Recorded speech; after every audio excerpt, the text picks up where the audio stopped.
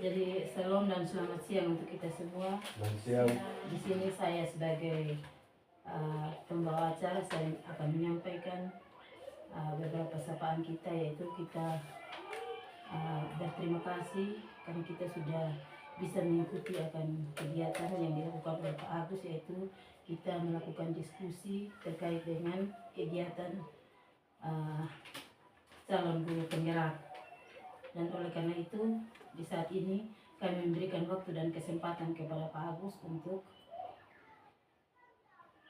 menyampaikan.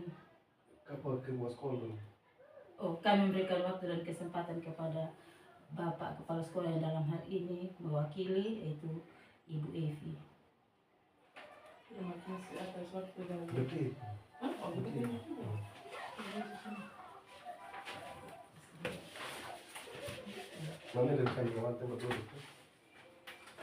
baik, terima kasih atas waktu dan kesempatan untuk saya dalam hal ini mewakili Bapak Kepala Sekolah SD Banda Pembelu.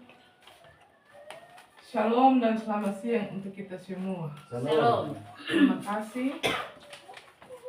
Sebagaimana kita hari ini berada dalam penuh sukacita mendukung rekan kita Pak Agustinus atau Bapak Agustinus Dabatuli yang dalam hal ini mengikuti program sebagai CGP. Harapan saya, mari kita sama-sama mendukung satu sama yang lain agar kegiatan ini berjalan dalam keadaan lancar, aman. Yang berikut, sebagai pendidik juga, mari kita mengambil contoh-contoh dari video. Contoh-contoh yang dipaparkan oleh Bapak Agustinus Dabatuli sebagai CGP di sekolah kita SDM Pondok Kandilu. Oleh karena itu, saya harap teman-teman pada saat ini untuk kita penuh semangat mengikuti kegiatan ini. Semangat untuk kita, Guru Pondok Kandilu. Semangat. Semangat. Saya kembali ke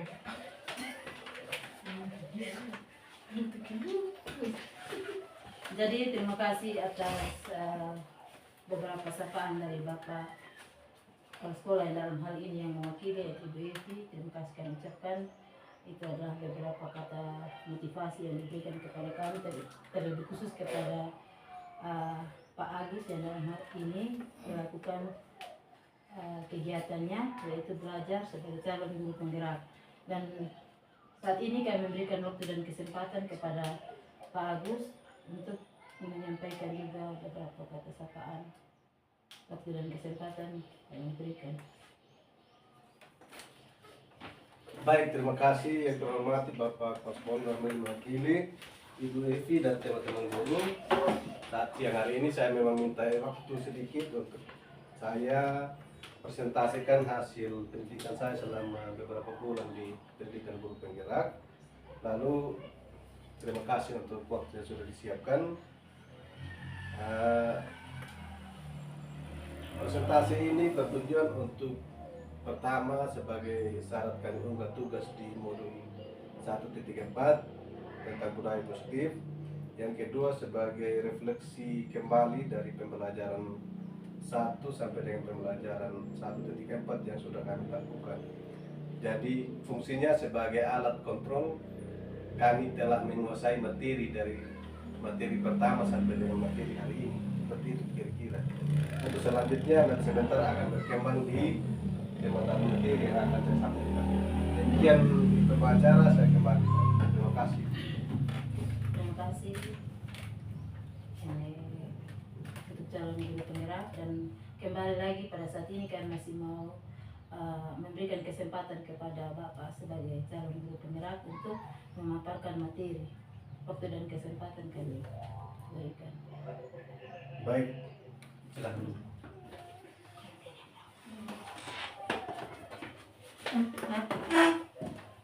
Selamat siang.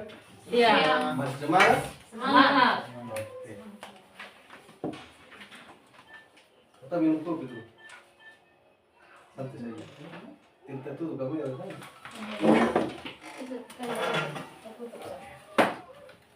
Baik, teman-teman, hari ini saya sampaikan judulnya di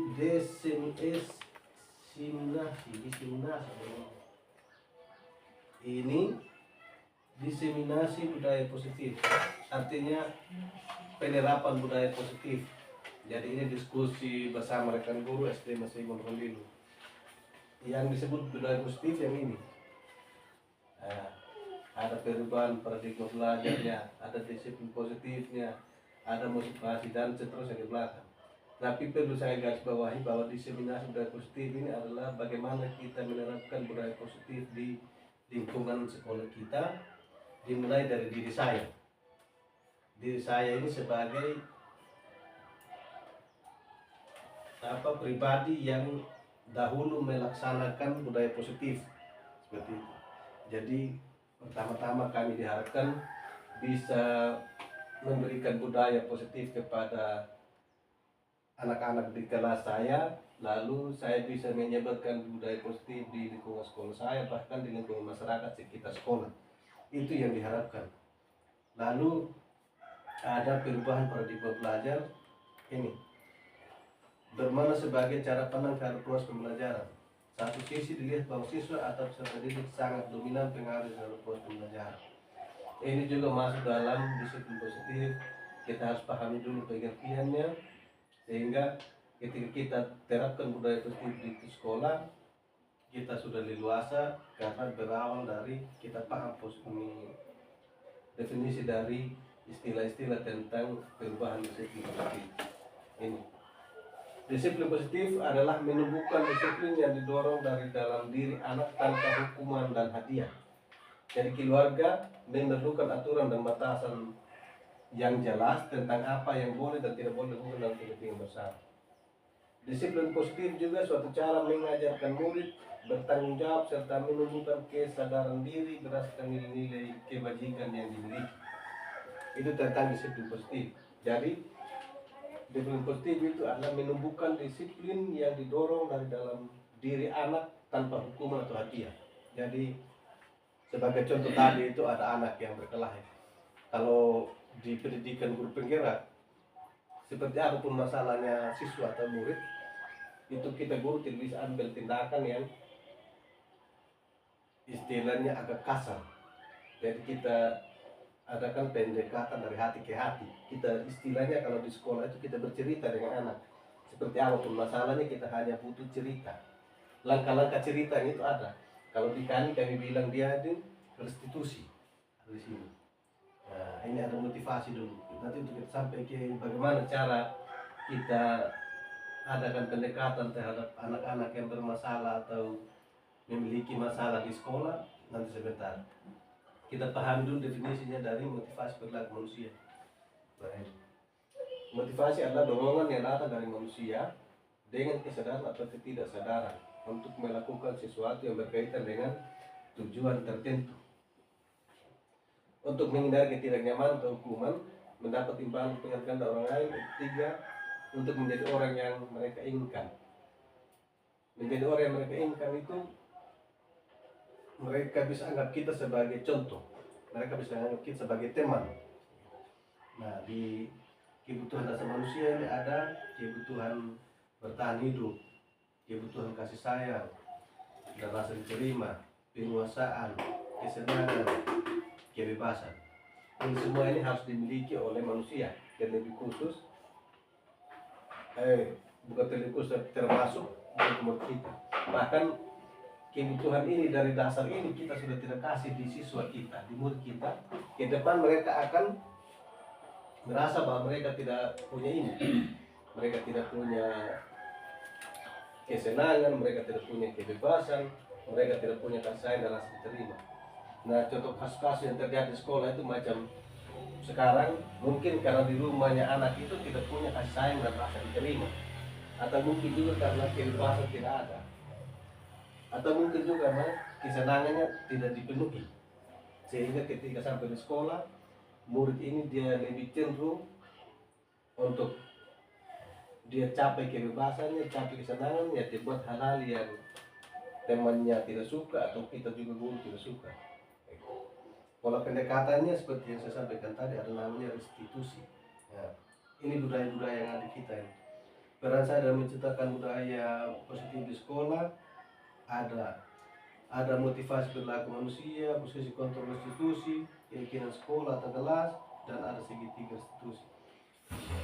Ini disiplin positif, kita sudah pernah buat ini yang kemarin, ini bukunya.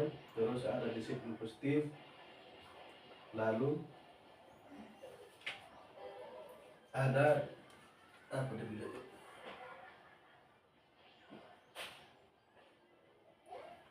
Memahami dan menyadari kesalahan berdasarkan motivasi yang muncul dari dalam diri atau internal, bukan paksaan atau tekanan. Jadi anak-anak ini kalau macam yang gambar ini, gambar nama ini Yatno. Jadi sebelum saya pangkas rambutnya, si Yatno ini rambutnya gondrong, sudah beberapa kali ditegur juga, dia tidak mau gunting, tidak mau pangkas rambut. Akhirnya setelah saya buat kesepakatan dengan dia dan kami sama-sama buat sepakat, dia punya rambut, saya yang ambil alih untuk kasih pendek atau pangkas rambut. Terus yang gambar satu ini ada anak berkelahi gara-gara main bola. Ini pola pendekatan saat itu ya sama seperti yang sudah kami pelajari, pendekatannya dari hati ke hati saja. Terus ada motivasi perilaku manusia. Nah, untuk menghindari ketidaknyamanan atau kuman, mendapat penghargaan dari orang lain, menjadi orang yang mereka inginkan atau hargai diri sendiri dan nilai-nilai yang mereka percaya. Nah, ini yang sering ada di kita. Posisi kontrol, restitusi. Guru sebagai penghukum. Lalu ini, guru sebagai pembuat rasa bersalah. Guru sebagai teman, guru sebagai pemantau, lalu guru sebagai manajer. Ini waktu di pelatihan kemarin kami juga ditanya, kita pilih yang mana ini?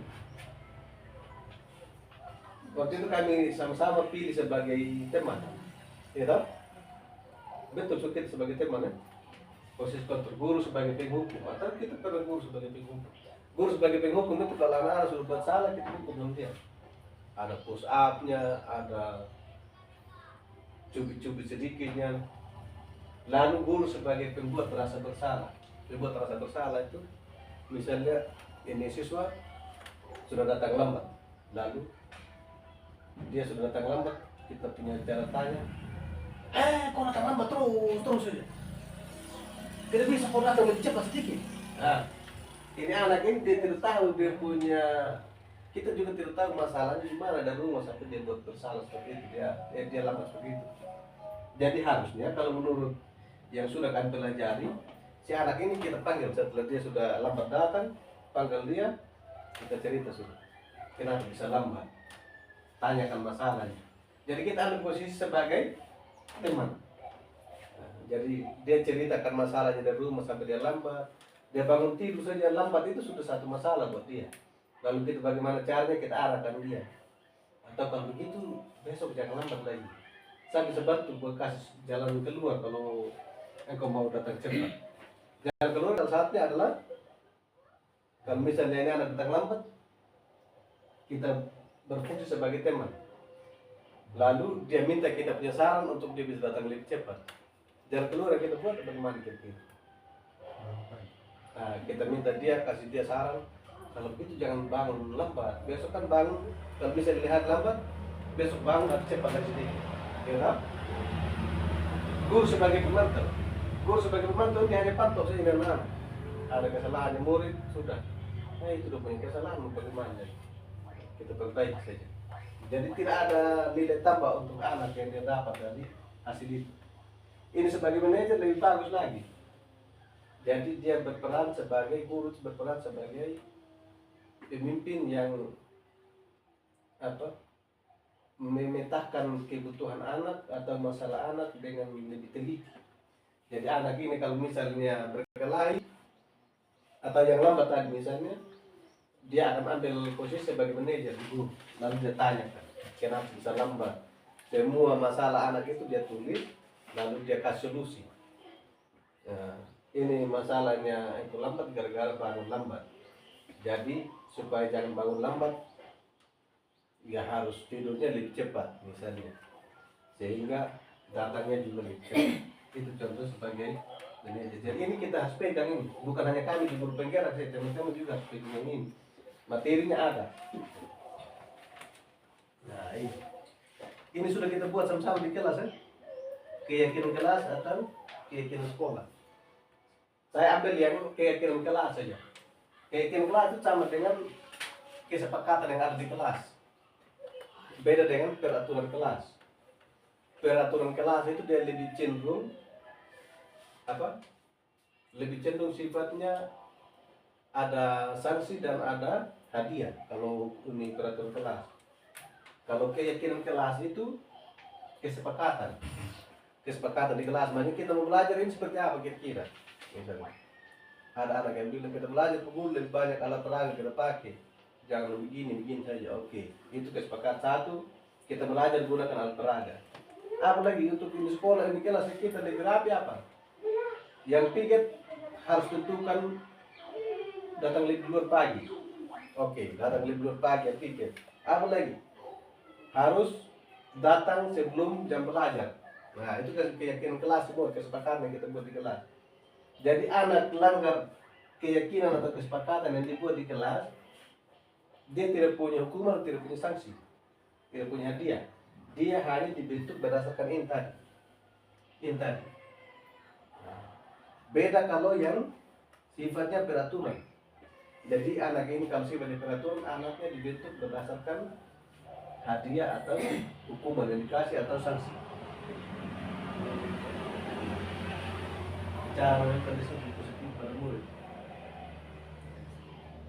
Jadi restitusi adalah proses menciptakan kondisi bagi murid untuk memperbaiki kesalahan mereka, sehingga mereka bisa kembali pada kelompok mereka dengan karakter mereka. Jadi ini dari ilmuwan yang namanya Gossen di tahun 2004. Cara melakukan disiplin positif pada murid. Lalu ada lagi satu, ciri-ciri sumber daya dan program disiplin lain. Ini. Baca dulu sedikit. Dengar tulisnya. Bukan untuk menebus kesalahan, namun untuk belajar dari kesalahan. Itu restitusi. Restitusi memperbaiki hubungan.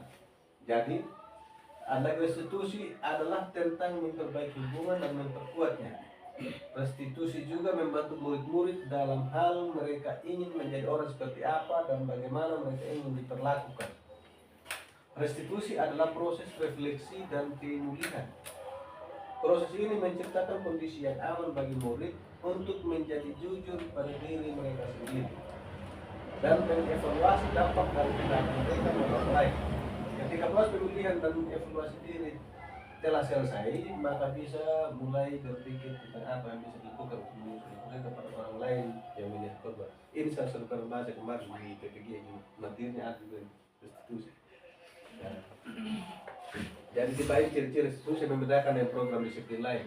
Ini restitusi. Kalau yang program disiplin, coba tertuju. Program disiplin yang kita buat di sekolah macam pada sekolah itu dia tidak seperti ini, beda. Ini dia sifatnya lebih seperti pendekatan dari hati ke hati, lalu sifatnya lebih akrab antar pembuat masalah korban dengan pihak guru sebagai manajer atau teman. Nah, restitusi adalah tawaran bukan paksaan. Yang dipaksa bukanlah restitusi yang sebenarnya, tapi konsekuensi. Bila guru memaksa proses restitusi, maka murid akan bertanya apa yang akan terjadi kalau saya tidak memaksa proses itu melakukan. Misalnya mereka sebenarnya tidak suka konsekuensi yang guru sarankan, mereka mungkin akan setuju dengan melakukannya, tetapi mereka menghindari ketidaknyamanan atau menghindari kehilangan kebebasan atau diasingkan. Begitu BV nomor sekolah dari kelompok. Mereka akan percaya kalau mereka menyakiti orang, maka mereka juga tersakiti. Mereka pikir itu impas. lalu memaksa melakukan restitusi bertentangan dengan perkembangan moral, yaitu kebebasan untuk membuat pilihan. Nah, kita paksa ini hukuman yang kita kasih sama anak, sebenarnya mereka masih bisa harus tentukan pilihan. Oleh karena itu penting bagi guru untuk menciptakan kondisi yang membuat murid bersedia menyelesaikan masalah dan berbuat lebih baik lagi.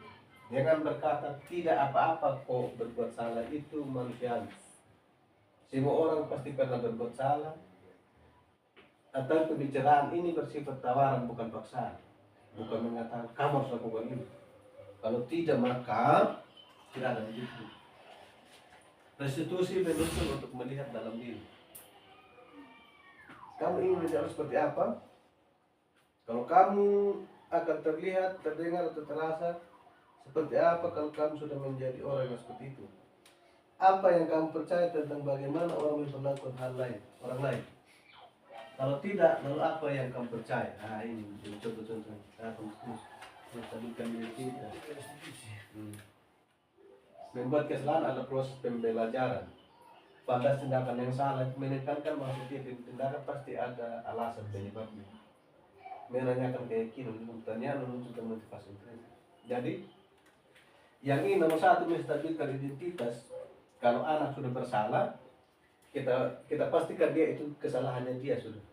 Jadi dengan cara penyampaian seperti tadi yang segitiga itu tadi yang tentang kita guru sebagai teman. Jadi ya benar sudah, itu kan kesalahan yang sudah dibuat.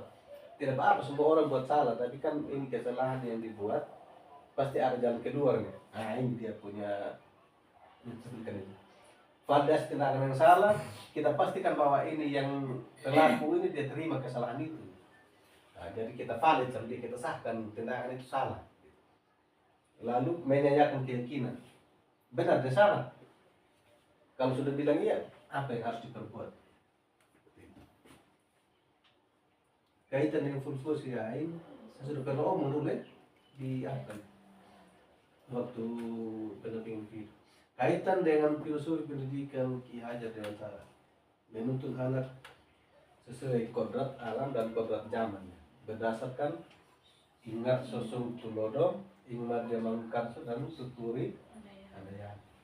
Tahu dah kita ini, jadi kita jalan pakai ini dah, tuturi andaya, kita guru. Artinya apa? Dari belakang memberi dorongan. Dari depan memberi contoh, ini ingat sungkelodo, iman yang mengungkap itu dari tengah memberi motivasi, lalu tutorial yang dari belakang memberi dorongan. Ini yang menurut Ki Hajar Dewantara yang sekarang sebentar digalakkan dia punya ide yang tua. Kaitan dengan nilai juru penjara murid plus berbasu, ini lewat saja. Berpihak pada murid. Dan berpihak pada murid kita sudah buat macam-macam kegiatan. Maksudnya berpihak pada murid itu semua proses yang kita buat di sekolah atau di lingkungan belajar kita harus benar-benar berpihak kepada anak didik. Jadi tidak ada kepentingannya kita di situ, yang ada kepentingannya anak didik. Sama dengan yang sekarang yang ada di modul PPG itu tentang pembelajaran berdiferensiasi. Nah seperti itu sudah yang dia mau berpihak pada murid yang ini juga. Jadi teman-teman yang masuk di PPG ada baiknya juga belajar ini karena ini bagian dari PPG juga. Kaitan dengan visi membentuk siswa berkreasi mampu bersaing, ini visi yang saya sudah buat minggu ini. Saya pembelajaran baik sesuai dengan menemukan kekuatan dalam diri dari dalam dirinya tanpa ada tekanan dari pihak lain untuk merancang masa depan yang lebih baik. Guru hanyalah mendamping yang akan memfasilitasi kegiatan belajar muridnya. Guru bertindak sebagai manajer untuk setiap kondisi negatif yang dialami muridnya serta mengarahkan ke perubahan yang lebih baik. Ibarat petani menanam jagung, ia tidak dapat merubah jagung menjadi tanaman padi atau tanaman lainnya. Petani tersebut hanya bisa menjaga, merawat, memelihara hasil panen yang maksimal pula. Demikian pula proses guru terhadap muridnya. Guru hanya bisa menuntun tanpa bisa merubah takdir dari muridnya untuk terus tumbuh.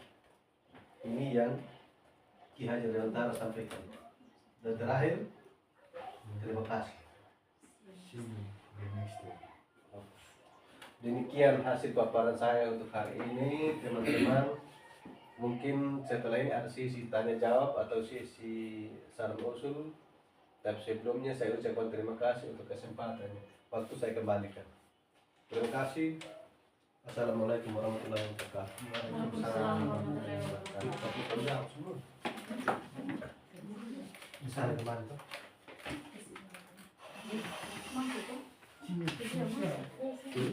Mas, jangan salah.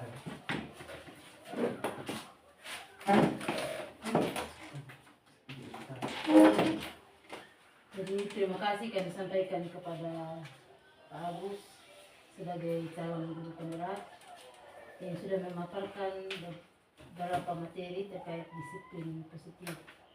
Nah, kita sebagai guru, marilah kita menerapkan hal tersebut karena kita guru adalah contoh bagi peserta didik dan juga kita guru berperan sebagai teman untuk peserta didik. Dan untuk itu kita masuk pada acara yang berikut, acara ketiga di sesi tanggapan dari peserta didik, yaitu Bukan peserta dari teman-teman guru. tanggapan dari peserta, yaitu dari teman-teman guru. Di sini mari kita menyampaikan saran dan usul atau perbaikan dari kita semua, dan waktu dan kesempatan ada pada kita semua.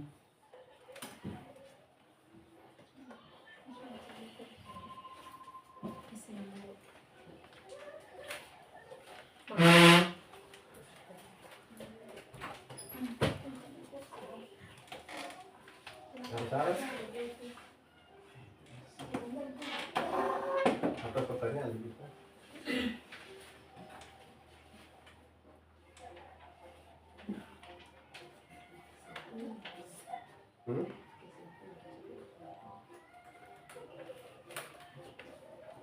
Jangan bertanya.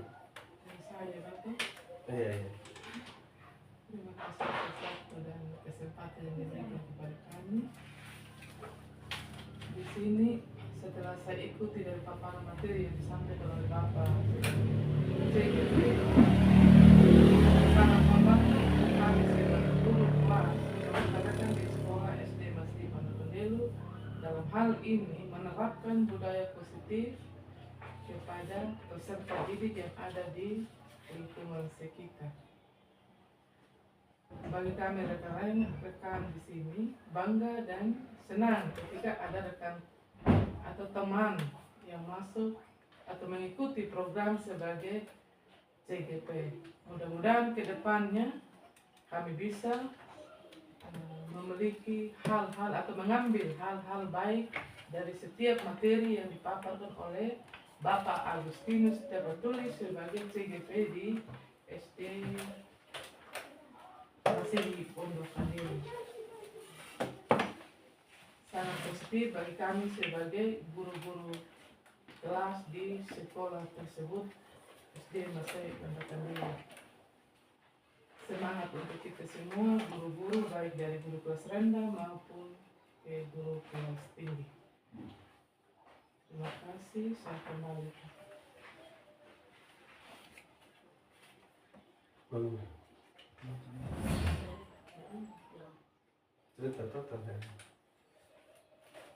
Baik, terima kasih atas motivasi positif dari teman-teman.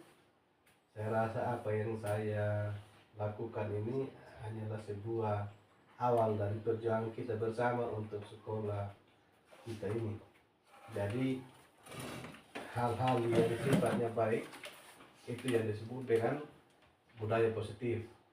Budaya positif itu adalah budaya itu sendiri kebiasaan yang dilakukan berulang kali dan secara terus menerus ada di suatu tempat atau lingkungan. Jadi kita berada di lingkungan SD Pondok Kandil, kita punya budaya positif, yaitu segala hal yang terikat dengan kebiasaan kita yang berlaku berulang-ulang di sekolah atau di lingkungan pendidikan kita. Jadi sekali lagi terima kasih sudah dikasih motivasi, dan ini akan tetap berlanjut ke depan juga akan tetap seperti ini, kita diskusi, kita selesaikan dalam sisi lain saya selesaikan tugas sebagai calon guru penggerak, di sisi lain juga kita angkat ini sebagai satu bahan untuk kegiatan-kegiatan kita menambah pengetahuan di lingkungan pendidikan kita. Jadi kedepan kalau ada teman-teman juga yang siap belajar tentang bagaimana budaya positif berlaku di sekolah, kami sebagai guru penggerak siap mendukung. Demikian itu jawaban ke teman-teman kita yang memberi motivasi. Waktu saya kembalikan pada ibu pembicara. Demikian.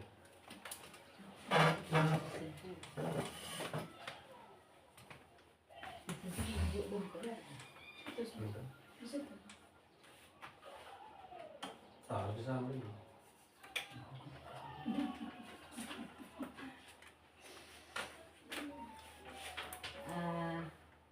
Karena sudah tidak ada lagi saran usul atau perbaikan dari teman-teman, kita masuk di acara yang berikutnya, yaitu acara keempat, kesimpulan.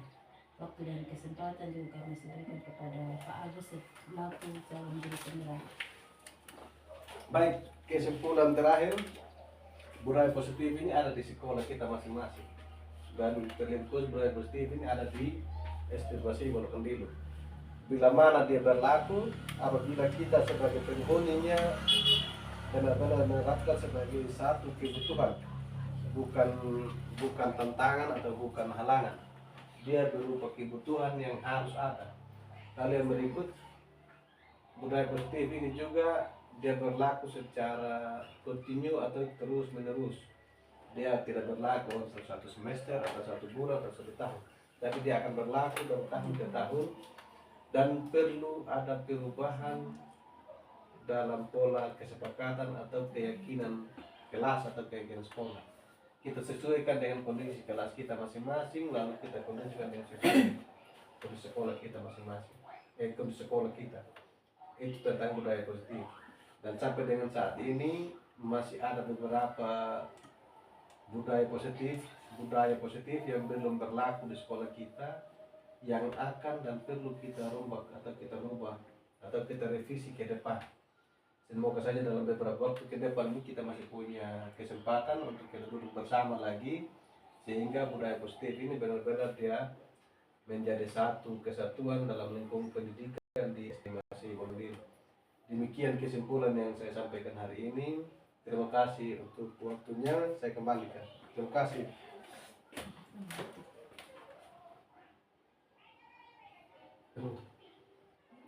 Terakhir penutup demikian. Jadi demikian pertemuan kita pada siang hari ini. Salam untuk kita semua. Salam. Semangat. Terima kasih.